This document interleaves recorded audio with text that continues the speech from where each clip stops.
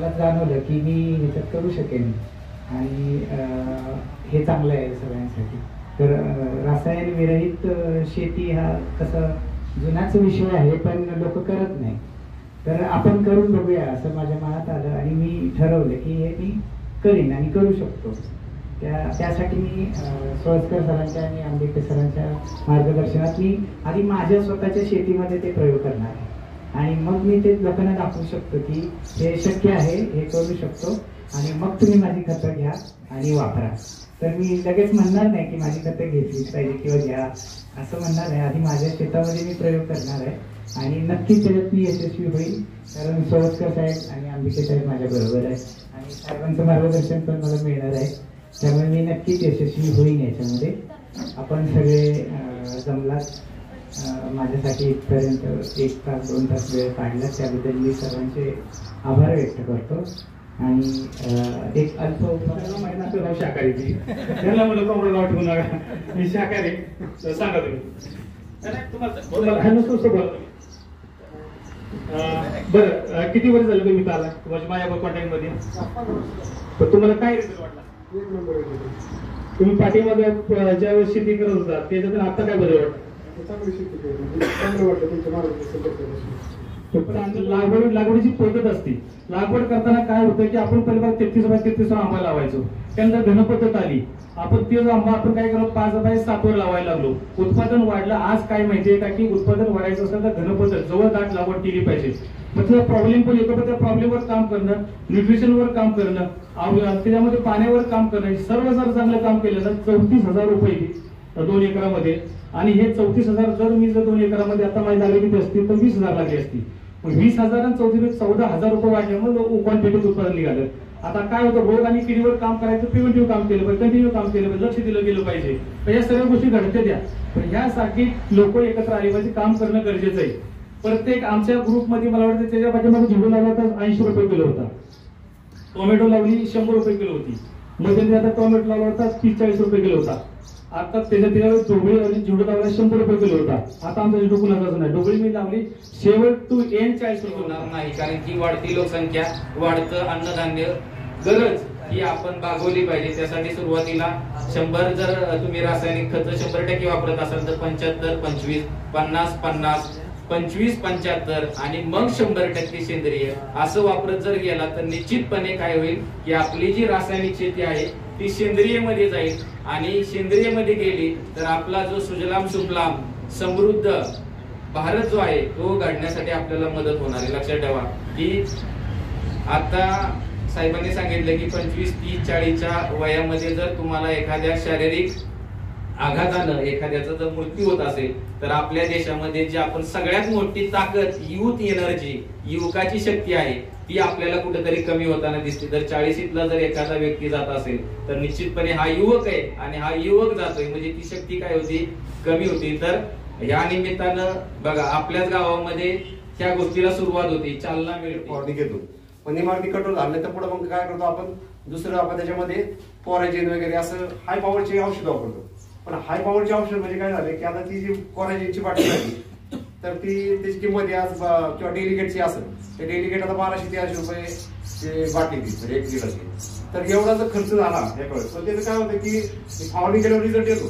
पण प्रॉब्लेम असा होतो की हाय पॉवर असल्यामुळे ती आपल्या शहरामध्ये त्याची एंट्री होती. आता तुम्ही जर पाहिलं की आनंद सांगितलं की प्रत्येकाच्या शहरामध्ये जर पाहिलं तर प्रत्येक सेलमध्ये आज काय कीटकनाशकाचा अंश आढळतो. म्हणजे आज पाहिलं आमचं एक मागच्या महिन्याची घटना घडली की आमच्या साहेबांचा एक 25 वर्षाचा मुलगा होता, त्याच्यात लग्न नव्हतं, त्याला 100% एक्सपायर झाला होता.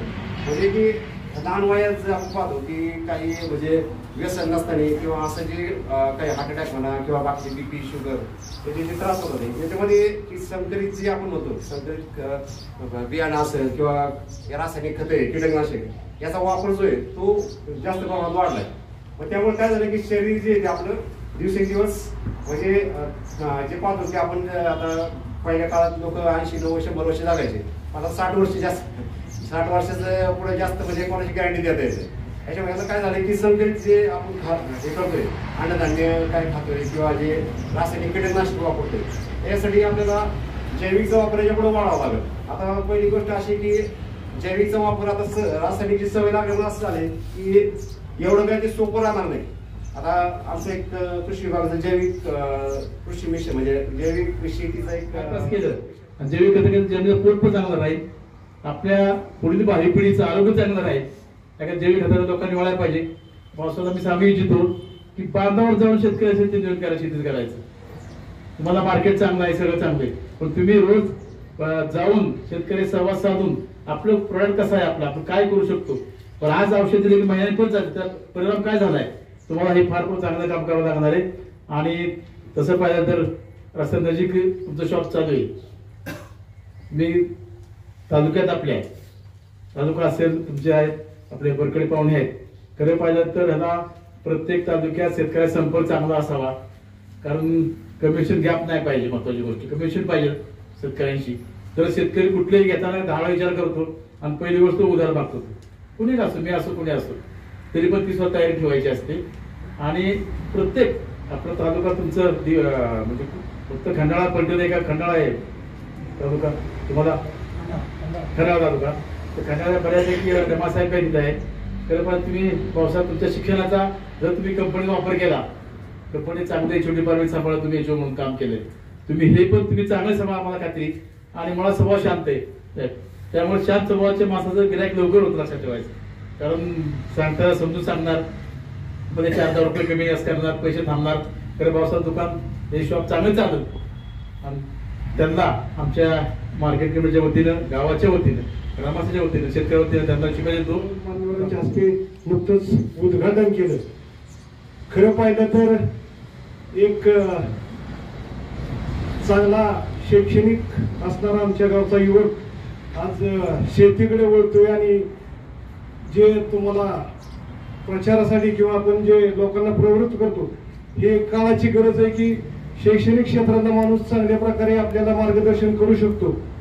परवाच्या दिवशी सुळसकर साहेब तुमची भाऊसाहेबांच्या मार्फत चर्चा झाली की सुळसकर साहेबांनी एक चांगलं उत्पन्न घेतलं.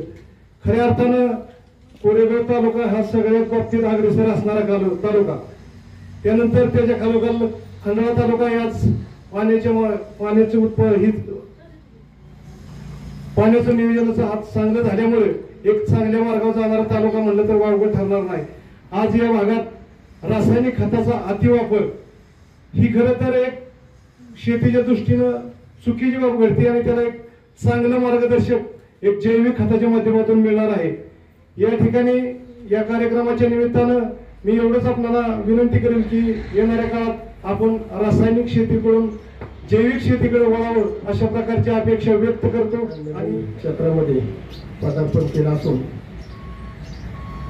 रसायनमुक्त शेती ही जी शासनाची संकल्पना आहे त्याला अनुसरूनच जैविक खत विक्रीचा व्यवसाय आपल्या पाडेगावमध्ये चालू केलेला आहे. आज तसं पाहिलं तर काळाची गरज आहे की रसायनमुक्त शेती करणं ही आता एक गरज निर्माण झालेली आहे.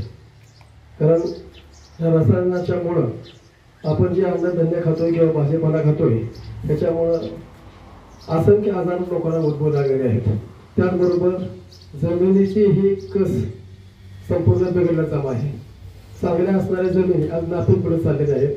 तर ह्याच्यातून जर मुक्त व्हायचं असेल तर जैविक खत किंवा जे पहिले आपण सेंद्रिय खत वापरायचो, शेणखत वापरायचो, लेंडी खत वापरायचो, आता ह्याचाच आपल्याला वापर करणं ही काळाची गरज आहे. आणि त्या दृष्टीनं कुठंतरी पहिलं पाऊल आपल्या भाऊसाहेबांनी आज टाकलेलं आहे. तर ह्या कार्याला आपल्या सर्वांच्या वतीनं शुभेच्छा देतो. आणि आपण सर्वांनीही रसायनमुक्त शेती सोडून जैविक शेतीकडे वळावं आणि आपल्याही आरोग्याची काळजी आपणच घ्यावी. ह्या पद्धतीने जर आपण आतापासून आता आपल्याला आपल्याच भागात जैविक खतं निर्माण होत आहेत किंवा झालेले आहेत तर थोडंफार आज आपल्या गावच्या भूमिपुत्र गोपीचंद नायगुडे प्रियगडी झालेत तर त्यांचं आपल्याला मार्गदर्शन लाभणार आहे. आणि जेणेकरून ते एक साधारण आपण पहिले घाबरतो कशासाठी तर रासायनिक शेती सोडून जर जैविक किंवा अनुवंशिक शेतीकडे आपण वळालो तर उत्पन्नात घट येते आणि ते उत्पन्नातली घट सोसणं हे आता ह्या काळामध्ये शक्य नसतं. त्यामुळे साधारणतः माणूस तिकडे जायला कचरतो. पण एका वेळेसच जैविक शेतीकडे वळायचा नादाग नाही. दरवर्षी अर्धा एकर असं करत गेलो.